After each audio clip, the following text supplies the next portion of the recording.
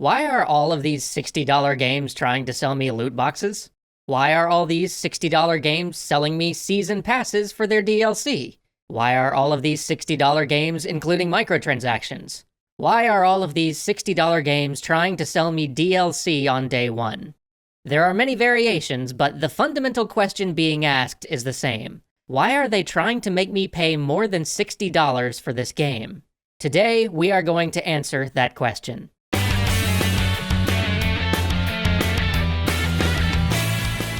AAA games should not cost $60 anymore.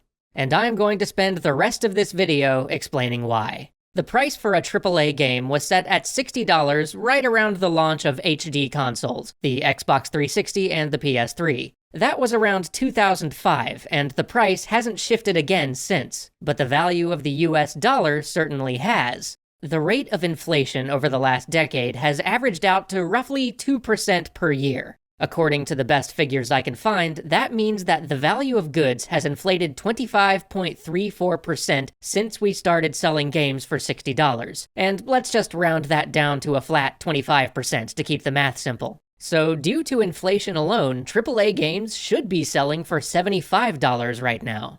But obviously, inflation isn't the only factor in play here. AAA games are all competing to have the best-looking game on the market, and that graphical arms race gets way more expensive with each new console generation. And sure, we have found a lot of clever efficiencies along the way to reduce costs. I mean, heck, we treat third-party game engines like middleware now, and that saves tons. But even with those savings, I would estimate that AAA games cost somewhere between 3 and 4 times as much to make as they did back in 2005. So, does that mean games should actually be costing somewhere between $225 and $300? Fortunately, no. Things aren't quite that dire. It's pretty hard to pin down exact numbers on this, but the game-playing audience is a lot bigger than it was in 2005 too, like several times bigger. And that means that there's a lot more customers to sell to, which helps to make up for that higher production cost, and can result in even bigger profits, if you manage to make a huge hit.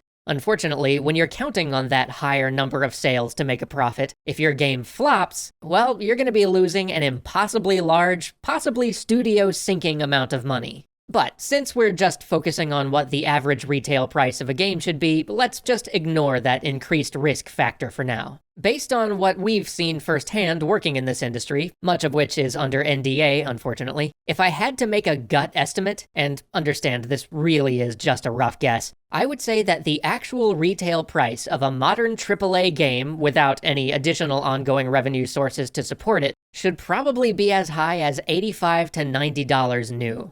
Now, understandably, that number freaks the industry out. Who outside of Australia is gonna pay $90 for a video game? I mean, we all saw what happened to the Neo Geo, and this fear has been compounded by the success of the mobile game market, which has sort of trained consumers to think that games should be astonishingly cheap. I mean, for a tablet game, $10 is considered expensive, even if that same game would cost $30 on the DS or $40 on Steam. And for that matter, Steam sales have been training us to expect cheaper games too. And so the industry has kept that $60 price right where it is. And, I mean, maybe they're right to do so. A lot of people got pretty bent out of shape when the price got bumped up to $60 back in 2005. And there is something about the number 70 that just feels like, yikes, that's a lot of money.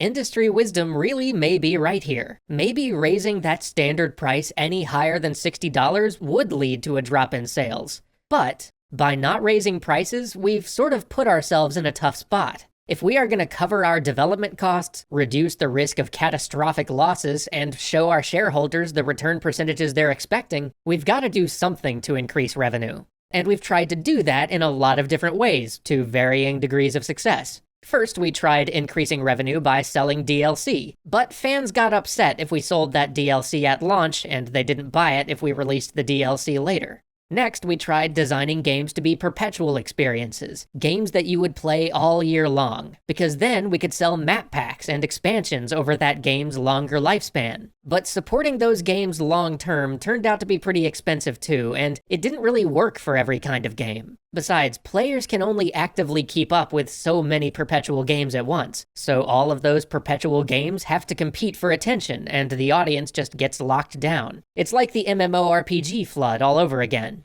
And so now we are trying the next thing, loot boxes. We'll come back to the specific topic of loot boxes in a couple of weeks, but this is basically where we're at. And now we as an audience have to decide what we want. Are we okay with paying more for these games at retail? $70? $80? Maybe even more? The data suggests that the answer is no, but if that's the case, well, we're gonna have to learn to live with loot boxes or microtransactions or whatever other model the industry attempts next. And by learn to live with, I don't mean put up with predatory crap. I mean we're gonna have to find a way to reward developers for making good supplementary income systems that aren't overly aggressive or in any way required to play competitively. Monetization systems that leave you satisfied and actually increase your enjoyment of the game you're spending dozens of hours on, even if you choose to spend very little. But make no mistake, those really are our only two options right now. Because like I said at the beginning, AAA games just should not cost $60 anymore. See you next week.